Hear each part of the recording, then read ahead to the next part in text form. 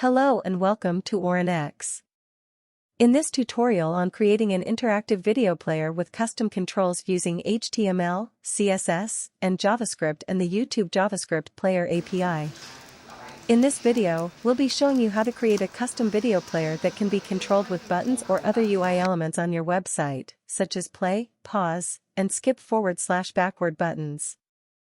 First, let's take a look at a basic video player. As you can see, it has the standard controls. To create a custom video player, we'll be using the YouTube JavaScript Player API to interact with the YouTube player and create our own controls. We'll also be using HTML and CSS to create the custom controls and style the player. As you can see, we've created a custom video player with additional controls such as the ability to skip forward and backward in the video. Now, we will use the YouTube JavaScript Player API to embed the video into our HTML structure.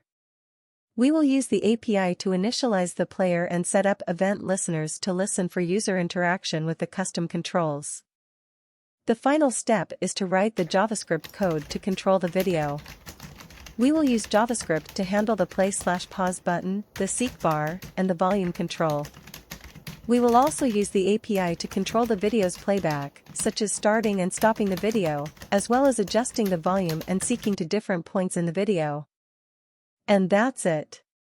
With this tutorial, you now know how to create an interactive video player with custom controls using HTML, CSS, and JavaScript, and the YouTube JavaScript Player API.